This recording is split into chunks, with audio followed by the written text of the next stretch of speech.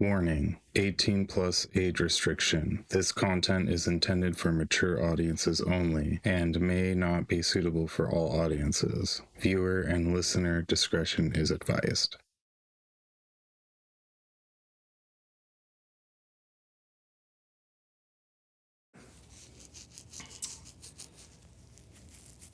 So we have here today a man who likes to call himself a DM and a host of a lovely podcast.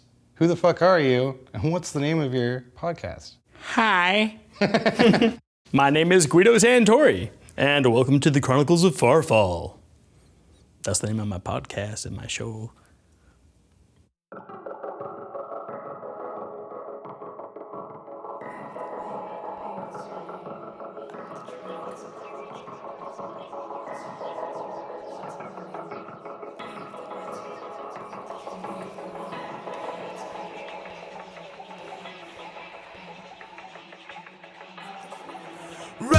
Rise to the challenge with a fist full of dice, and I will not run. Who's that shadow dreaming of far fall? Assholes of tomorrow, or heroes of today.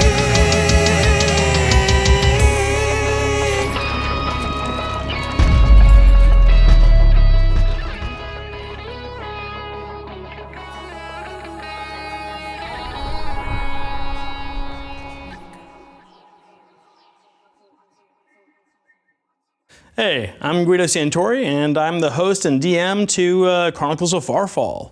And I think today we are going over the rules episode. You think, or we are? Uh, So why don't you tell the audience what your DM style is like? All right, yeah, so my DM style. Well, pretty much how I start doing my episodes is I write out ahead of time, like a couple weeks in advance, some potential triggered events that I intend to throw at my party. The bottom line here is that I've gotten to a point where I can sort of predict more or less what they're about to do. So then I write some things up for what I expect possibly they might be about to do. And I have several different options and avenues for that. But then they could completely go off the cuff and go I don't know, get into a fight with a wall. I don't know. And then they could end up doing something completely different. And that's where I have to just improv out of fucking nowhere. So yeah, typically story will progress and stuff as long as they're going down certain avenues that I've more or less prepared for. Also, one thing you might notice is that instead of just me holding my phone in front of my face like this all the time, I'm trying to practice more of the talking because I'm a terrible public speaker. And so you're gonna get to see me starting out as a baby, consistently awkwardly reading from my phone and then turning into something better over time. And you guys are gonna get to see my journey as a DM, quite honestly. And I think that might be kind of fun, especially for people who are just now starting out as DMs and stuff. Sounds important to you. Yeah, because I want people to feel and get the gist of what it's like, the journey, as much as it is also about the entertainment of the show. Plus, I think it makes me as a person more identifiable and understandable, and I think everyone's been in those sorts of shoes before. So I think what I'm trying to do is I'm trying to bring in a little breath of reality here. That might be refreshing. So we were talking a little bit earlier before we got on camera here. You were telling me about hard rules and soft rules. Oh yeah, so hard rules and soft rules. This very much comes down to what is imperative that needs to happen, in terms of game rules, and then what is more soft that can be more malleable because of the story and how the players are choosing to progress, and they might be doing things that I don't have rules for, or sometimes I have so many things on my plate as DM and also trying to not focus on being recorded, that I just don't give a fuck about some rules in that moment because I need to like continue the story rather than have me like flip through a bunch of things to try to find things in that moment. You know, I kind of feel like it's more important to have that flow. So yeah, I might like mess up something with like an attack roll or something like that every once in a while. The bottom line though is that I have a rule set in mind, and lots of these are going to be custom house rules I'm going to be telling you guys about, you know, how I run my campaign, like what are all the homebrew styles and things that I'm going to be putting into it. I guess the idea behind this episode is to show you guys, you know, what are my hard and soft rules, you know, so to speak. With these types of rules that you've decided to change or flow with, what does that mean for your characters? Well, like in terms of characters and my rules and everything, like I try to play it off like if somebody wants to improv something that they have not done before in an episode, somebody wants to quickly like hide it up against the ceiling, like I'll give them like skill checks and things like that. You know, it's not in any kind of gaming manual, but I'm gonna kind of off the cuff try to deal with this stuff, improv DM style. But with that in mind, I'm gonna also try to reference my own like rule book that I'm kind of going to be showing you right now. One big thing that's very important is I don't like to use experience points, you know, to level up my characters because I feel like everyone's gonna get different kills and assists and all that stuff, and that's just a lot of numbers to keep track of. And I much prefer, rather than doing a lot of math, having milestones. So then that way, like when they reach a certain point in the narrative, I can then level them all up at the same time, and that way I could plan my monsters, you know, ahead of time for that. So that way I'm not like trying to deal with this person's a level 5, this person's a level 8, that kind of chaos. I'd much rather deal with it like, here's a good spot where things are gonna get tougher, you know, and narratively it's gonna make sense. Tell me more about actions. One thing about the different types of actions, you know, you got your standard, you got your bonus, you got your movement action. You combine different ones to do different things. But one thing I really want to change is being able to like downgrade a standard action into a second bonus action for the potential of maybe priming targets with curse or a hex spell or something. I just really like the versatility I'm offering the players and also my own NPCs by including that.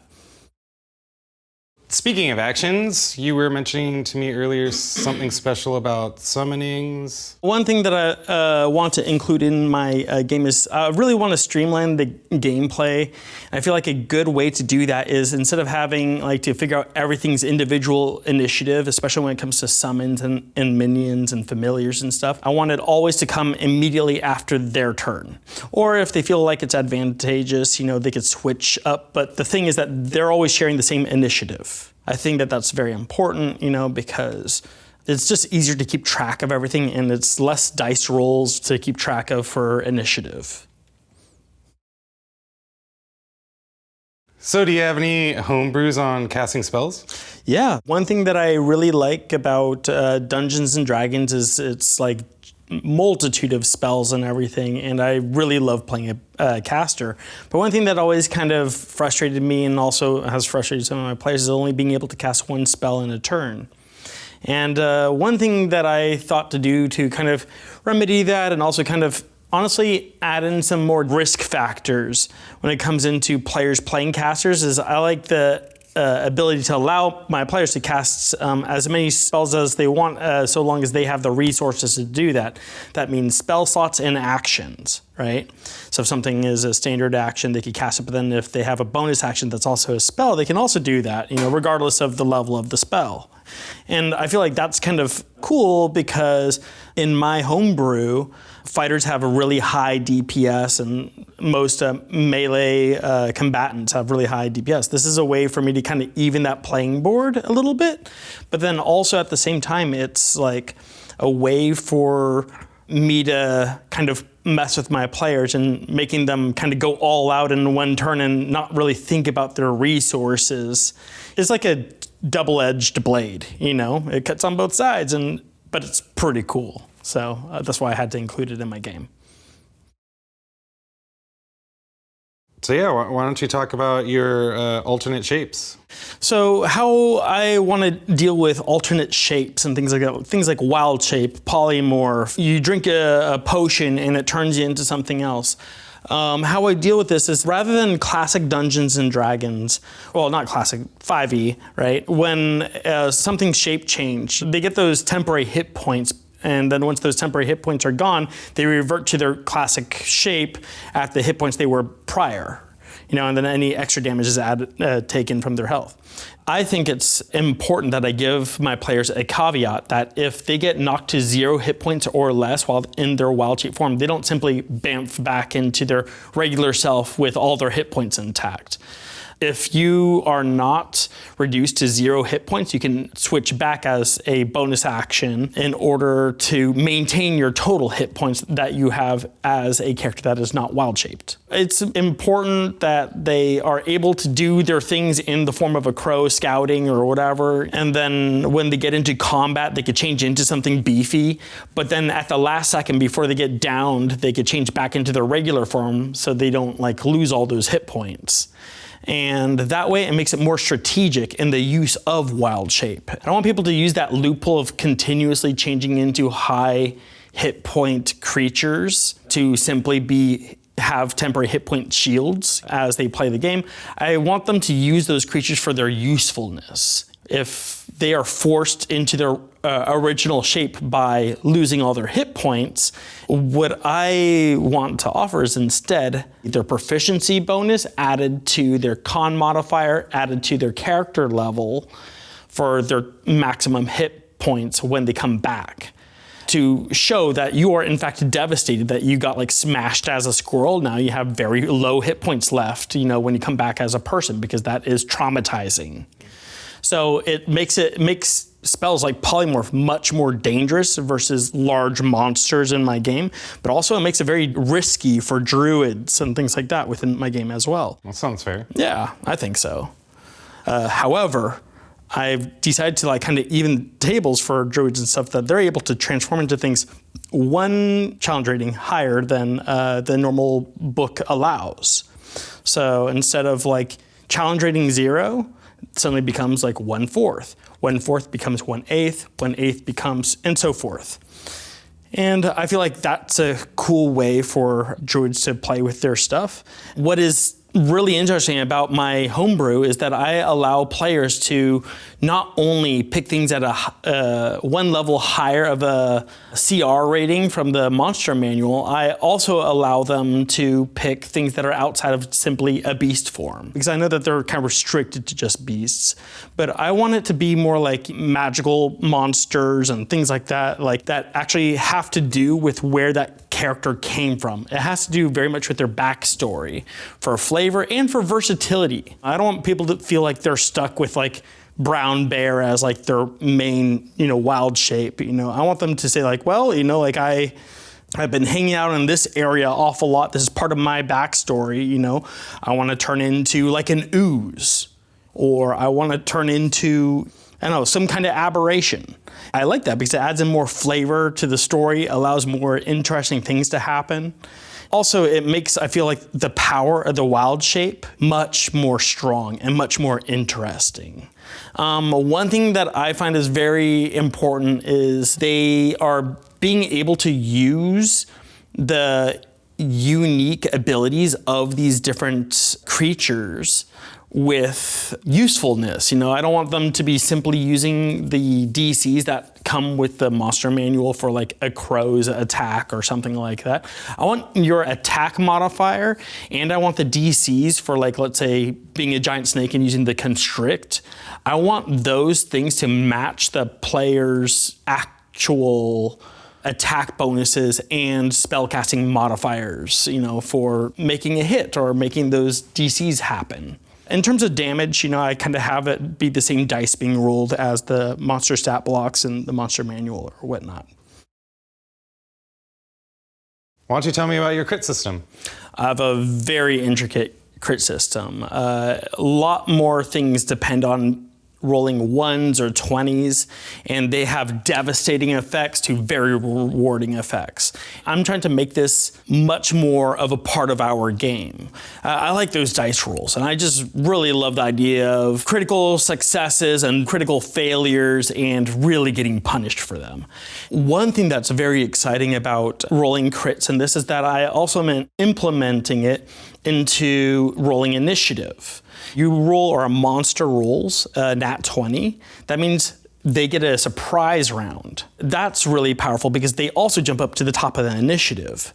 So that's potentially allowing a player or a monster to get 2 turns in a row. Now, that can be absolutely devastating, or, that could be like amazing, and it's going to show kind of like the Avengers, saying, like, what the fuck is it that they say? The Avengers is like suit up or some bullshit. What the fuck is it? Assemble. Assemble. Avengers assemble. Yeah. We get those moments, and that's what's awesome. With my system for, like, let's say, missing an attack because you rolled a crit 1, not only do you fumble that attack, I feel like it's a great idea to punish the player by negating all the rest of their attacks that turn, to represent somebody overextending because they're overconfident with their attack and they really whiff it. Alternatively, I like to reward a nat 20 by, instead of having you rolling another damage die equal to the weapon you're using or the spell that you're casting, just adding on another die or something like that, I'd much rather take the total damage dealt and double the whole thing. So somebody hits you with an enchanted battle axe, you're doubling the enchantment, you're doubling the battle axe damage, you're doubling the strength modifier for that damage to come out with these exponential numbers, which is much more gratifying to see in the game, where you just fuck something up out of nowhere. It creates some excitement and a little bit of variety of what's going on. Yeah. And I think that that's also really fun. I just really like punishing my players and punishing my creatures in that sort of way. So he's a mean DM. And the best part is that I have a custom crit table that I like to use. We roll on that, and depending on the number you land on, you might get maimed, you might lose an arm, you might do this. I'm gonna go ahead and display my crit table right here. If it's there, hopefully our editors got that. Yeah, nice. So, yeah, there's some really cool things that are incredibly punishing. What is awesome about these crit things is it makes the games a lot more on edge, and I really like keeping my players on edge. One thing I really want to bring to the table with crits is like the permanence of like a crit. Consequences? Consequences. If somebody rolls on the crit table, they end up getting like maimed or something. One of the only ways to remedy that is through a healer's kit to remove that effect on them. One thing that's really important is that with spell casting, I feel like lots of spellcasters, when they cast their area of attack spells and things like that, enemies just have to pass a DC, and if they succeed, then they only take half damage, and if they fail, they take the full brunt of that. Now, I also like to incorporate, if somebody who's been in one of those effects, if they roll a nat 1, it's gonna count as a crit as if you hit them with an attack roll. Therefore, all my other crit rules apply, meaning that they have to roll on the crit table, and then like those burning hands are doing more than just dealing damage. It might potentially hobble an opponent, or they might lose a limb, and that plays into the narrative of them trying to raise their arm and block, and then all of a sudden that arm is burned off or something crazy and awesome like that. Another thing is when you land on a crit, whether you have advantage or disadvantage, whether it's a 1 or a 20, you're stuck with it. You don't get that second roll.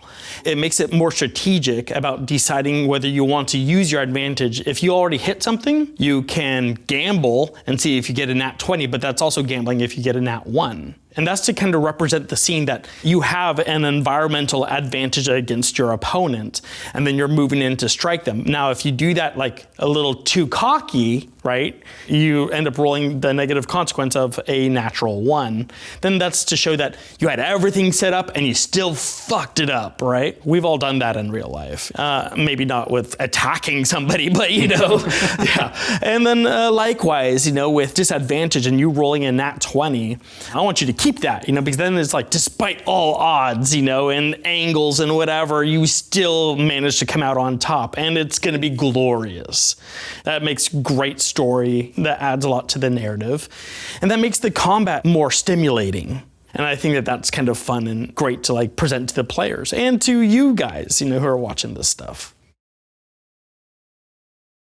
I want to know a little bit more about your combat. So combat and combat tags, I think, is very important for me to kind of mess with in my homebrew to allow for more customization and more unique builds using the different feats that exist within Dungeons and Dragons. I want some unarmored fighting stuff to kind of work with touch attacks like of a caster and natural weapons, whether it's like a bite attack from a lizard folk or, I want all these things to kind of be able to work like together with a synergy. This will allow players to make some very interesting monk builds or some interesting like spellcaster builds that take some points into some unarmed fighting techniques and things like that, and grapples. And combining those things together is going to create some more interesting, fun things for my players. And I think that that is pretty unique. One thing that I'm going to give to the melee-based classes, I'm going to give them proficiency bonus to their damage and their attacks. I want to increase their damage output because lots of these enemies have lower hit points, and I want them to feel like a boss, So one thing that I'm doing is I'm adding their proficiency bonus to their attacks of their main hand weapon. And I feel like that way we can streamline combat too, like the fighters and the rangers feel a lot more powerful in their own sense. Also, I'm giving that to rogues. Goddamn rogues. They're the best. Another addition I've added to make bards feel way more special is the use of inspiration die. I'm having inspiration die being used for pretty much any role. That includes things like death saving throws to initiative, to healing, or even damage rolls. And that's going to make players who are playing bards, feel a lot more powerful as well. So why don't you tell me about your death saving throws? So when you get KO'd, you get knocked down to 0 hit points. From that point on, you're going to be making death saving throws at the beginning of your turn. You only get 3 death saving throws per long rest. The only way you could remedy those failed saving throws is by either taking a long rest or by removing one from a healer's kit. I feel like this adds in a lot more grit to my game and makes it much more consequential when you get knocked to 0 hit points. And if an enemy comes over and hits you while you're unconscious, you're going to lose 1 death saving throw. But even if they crit you when you're unconscious, you're still only going to lose 1 death saving throw, not 2 as the game usually would have it. I feel like because it's already kind of a very narrow path for my players to walk, I feel like this is like a one little spot of grace I'm giving them here. Yeah, it's pretty devastating.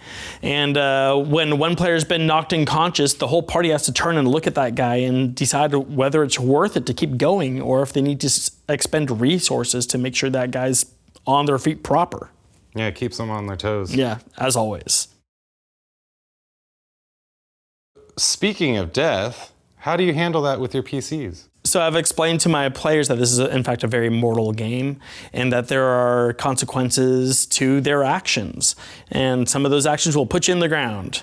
But one thing that I want to make clear is that you can still be resurrected, but it's kind of up to the party whether they want to spend those resources and their time and the narrative to go in that direction. You don't make that easy either. No, I definitely don't. So if somebody were to, like, let's say, cast a spell of resurrection, instead of it just simply being buying a diamond and doing a ritual and bringing them back up to full health or something like that, I have instead implemented a thing regarding resurrections where there's 6 exhaustion points that you have to split between yourself and the player being resurrected.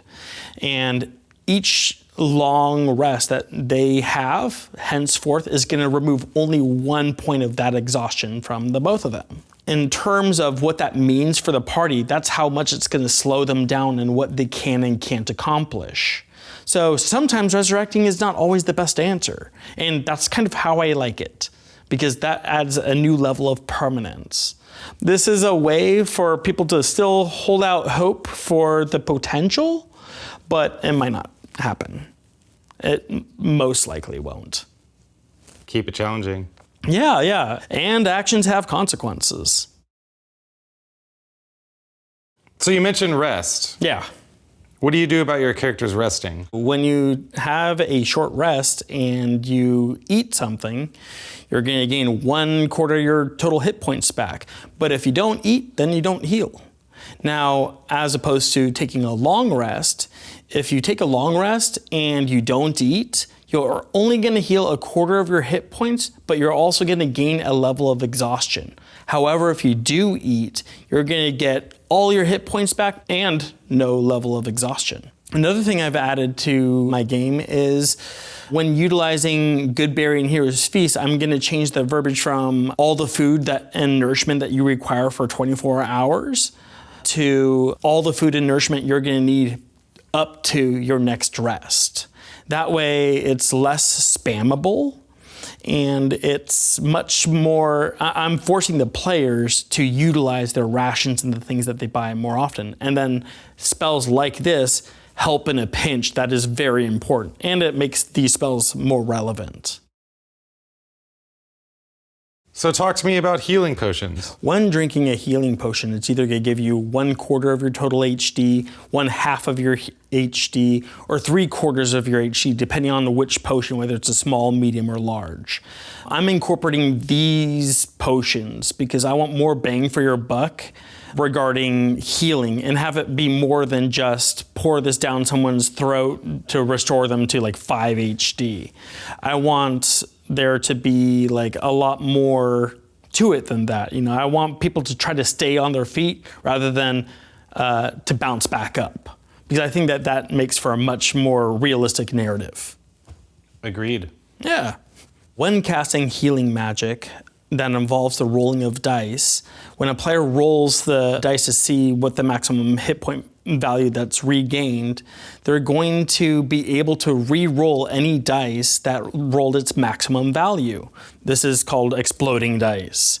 If a player has an ability or a feat that allows them to simply get the maximum value of those said dice that would be rolled, instead, they're going to get that maximum value, but then they get to roll those dice anyways, and then add to the total only the dice that landed on the maximum value.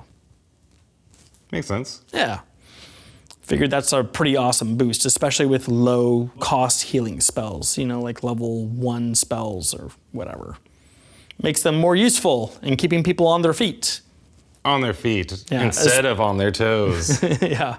Well, I mean, with the number of attacks that these enemies get and the damage that they're doing, it's going to be like how to stay alive for sure.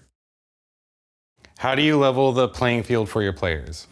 All right. Well, I have actually given my players a unique feat tree that they're gonna meet certain requirements narratively, and it's gonna be certain milestones that they're gonna get these new and unique abilities. And these new and unique abilities are gonna be things that add more versatility and more power to their characters. Because I already have a crit system that's sort of out of control, and then I also have monsters that are gonna be hitting a lot harder. Each character has some abilities that are unique to their backstory that is gonna really play a part in the scaling with players versus the environment. Speaking of the environment, what are you doing about your PVE? All enemies, aside from bosses and NPCs, have their health dramatically reduced. The reason why I do that is to streamline combat, because I'm also buffing up my environment by giving these enemies more damage to their attacks and giving them many more attacks. So while these guys wither when they get hit, they also hit like a truck. And so initiative is going to be very, very, very important in here. And so like rogues are going to be that much more powerful in this sort of situation. You know, I've kind of put something in for every class. So this is my way of allowing players that roll higher initiative and have a potential to deal more damage to like level the playing field a lot like that. When I do this, you know, it makes it so that my players are kind of constantly kept on their toes, but they're also greatly rewarded when they do successful attacks and do some good damage. And trust me, I've made it very possible for them to do great amounts of damage. And then for tougher singular enemies, I might have reduced their total hit points, but I've also increased their AC, so then my players might not be hitting as often as they could. And this is kind of gonna make for a more dramatic narrative, you know, when we're going through the combat.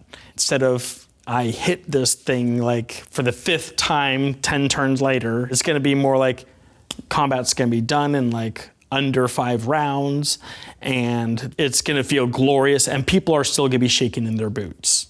Scary. Indeed. What kind of damage types have you included in your game? Well, some of my custom damage types that I've included is negative and necrotic, and there's a difference between the two. Negative energy damage actually comes from the negative energy plane, you know, and this powers undead and shadows. It like heals them. It just simply saps the life and murders the life force out of things. Whereas necrotic damage is different. It's more about like rapidly deteriorating something, like decomposition and having something be exposed to the ravages of time in a very short amount of actual time. If undead was coming towards you and you were to try to cast something that does negative energy damage, you're just going to be healing them. But if you end up casting something that does necrotic damage, it's just going to bring those undead to more of a natural death through decomposition. And so that's going to be a big difference between those two damage types. And one thing about negative energy damage is that when it's casted in a certain area many times over and over again, it kind of has like a nuclear fallout where it sits in an area and it festers. Over a period of time, undead will start to rise from that location. So if you kill somebody casting some negative energy damage based spells, that corpse is likely to come back as a zombie. But if you kill somebody using necrotic damage, that corpse is most likely just going to be blooming with plants. You can tell negative energy from necrotic energy visually because negative energy usually displays like a deep red hue from the magic that comes from it, whereas necrotic energy is usually inky and black. Another custom damage type is positive energy versus radiant energy. Positive energy is native to the higher planes of existence. This is where like angels and unicorns and all this stuff comes from, you know? And when spells are cast that deal positive energy damage, it will heal angels and it will heal unicorns and it will heal all these higher being creatures that come from, that are native to the higher planes. Whereas radiant damage is more of a damage that is designed by gods and demigods to smite either the people who oppose them or their own followers to create subordinates. This kind of damage is like wielded even by archdevils, as well as positive deities, to smite and to create fear amongst followers or the ignorant. One thing that is unique, though, to radiant damage will actually penetrate the kinds of defenses that create etherealness and intangibility. This takes away the abilities for shadows to hide from somebody who is smiting them. And likewise, for evil clerics to be able to smite goody two-shoes that are very good at ducking in shadows or whatnot.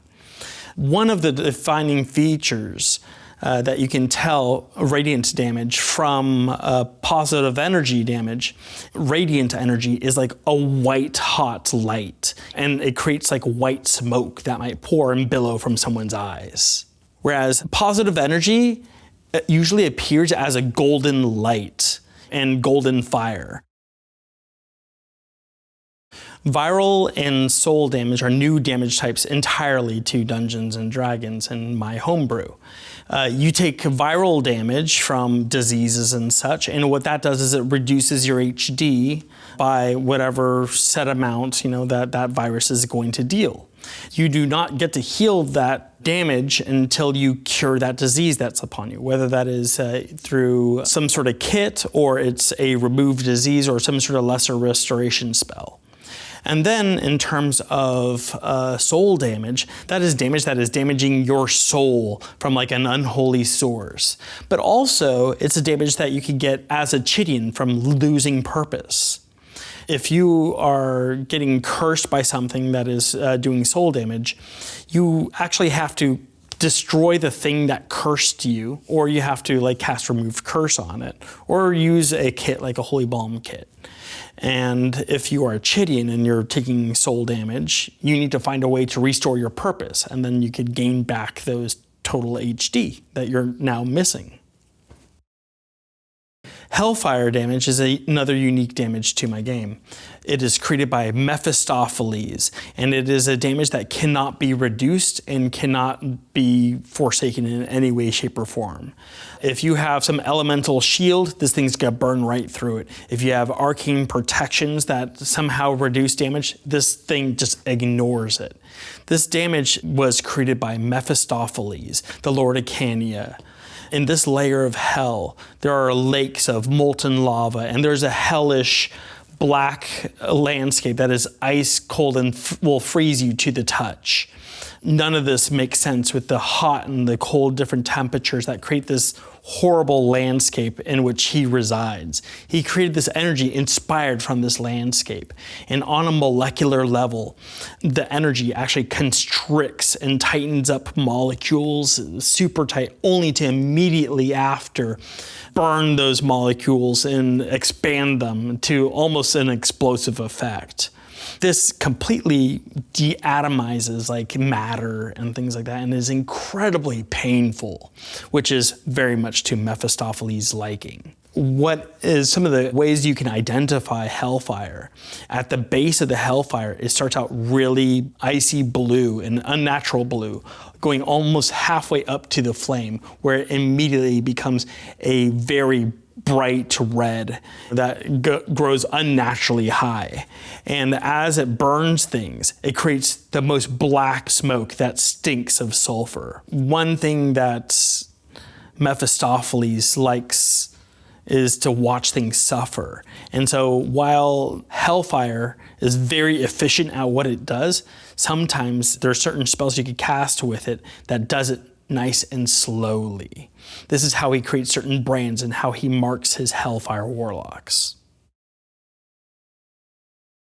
So, in Farfall, there is no such thing as being immune to disease, unless you are like a ratkin, or undead, or a construct, and or something in your backstory that would make sense to being immune to that specific disease or that sort of poison or something like that. And the reason why I want that to be a thing is because I always want poison and disease to be something to consider even at high-level campaigns, which this campaign has the potential to get there. Sorry druids, sorry monks, sorry paladins. You guys are only going to be getting advantage to those saving throws and resistance to those diseases. So why don't you shed some light on poisons and curses? When it comes down to poisons, you're gonna be affected by the poison unless you take an antidote or if you finally pass the save to negate the poison. If you have a disease, the only way for you to get rid of the disease is by you curing the disease via one of the kits, or if you cast Lesser Restoration on yourself. Curses will end if you kill the thing that cursed you, or if you cast the spell Remove Curse, or by other means like using a Holy Balm. Tell me about your gear packs. Gear packs are kind of like an interesting creation on my half for trying to create an awareness for the DM and what supplies the players actually have as a group in total. I think this is a kind of a unique system that actually grants more customizability to the players because there's different types of gear packs. Imagine it's like a bag of holding that has slots for individual like kind of utility items, support items, healing items that can get filled up. Because depending on the role that they want to fill within the party, they might want to have a different gear pack, which is going to have different slots. And like a sense of ownership of their character and their equipment. Because usually within Dungeons and Dragons, the equipment is just shared amongst the group and, you get what you get and, you're just stuck with the fucking wand of smiles or some bullshit like that. This is more like, look, I have this many healing potions because I am the healer and I have this pack. You are the person who likes wielding all the Tanglefoot bags, the alchemist fire and stuff, so you have the most grenade slots. You're gonna be the splash artist. And so forth. So we have all these different types of packs, that have different purposes. We're not taking weight into consideration whatsoever because that's just a lot of math and I don't want to impose that on my players. The real thing that I want is like a tally system. You have like an equipment slot that's getting removed when you expend it. If somebody expends something, they can see clearly what they expended. And it also stops players from buying like 5 million healing potions and going on a journey and not having to worry about it. I am aware that each player is capable of only holding on to 2. Unless they have a healer's pack, which is going to have more slots there, but maybe less slots in other things. Now, so each gear pack has different equipment slots that you can fill in, and they have different numbers depending on the gear pack. So you're going to have utility, you're going to have support, you're going to have signal, you're going to have healing, and you're going to even have traps and grenades. And grenades is not like in the traditional sense, it's more of like, throwing a alchemist fire or Tanglefoot, all those types of things. If you actually check out the website, you can see a list of all the different types of gear packs you can get. It almost kind of fills in like a role that they get to like adhere to. It's customization through limitation. And it's also makes it easier for me as a DM to actually anticipate some of the things that they're going to need as a group. And when they run out of items, this is also a way for me to kind of nudge the narrative. When you run out of like ration slots in the pack, right? That means you have to either go foraging or you have to go back into town to go get some more supplies. And when you get in there, you're gonna be introduced to more NPCs, and me as the DM, I'm gonna have an opportunity to place some narrative in front of my players in the setting of a town. And this also allows my players opportunities for they themselves to role play before they get back into the dungeon. And this allows some breaks for you guys, the viewers, allows some breaks for the players, and allows me some spotlight as the DM to get into it. And that's part of my design. It sounds like it makes it more like a survival mode. Yeah, no, it's great because then people actually are thinking about like camping supplies. People are thinking about their rations. And when your gear supply is only able to have like 5 rations, that means you have 5 rests before you either need to start foraging or you need to go back into town to go get some more rations. And this kind of allows rangers and druids to have some sort of level of spotlight. Players can look at them to potentially help the party out with some of their survival stuff. Because lots of these things just kind of fly under the radar in lots of campaigns. And I wanted to make it a little bit of a forefront. And it feels more real. I think that is a nice change of pace for your usual Dungeons and Dragons games.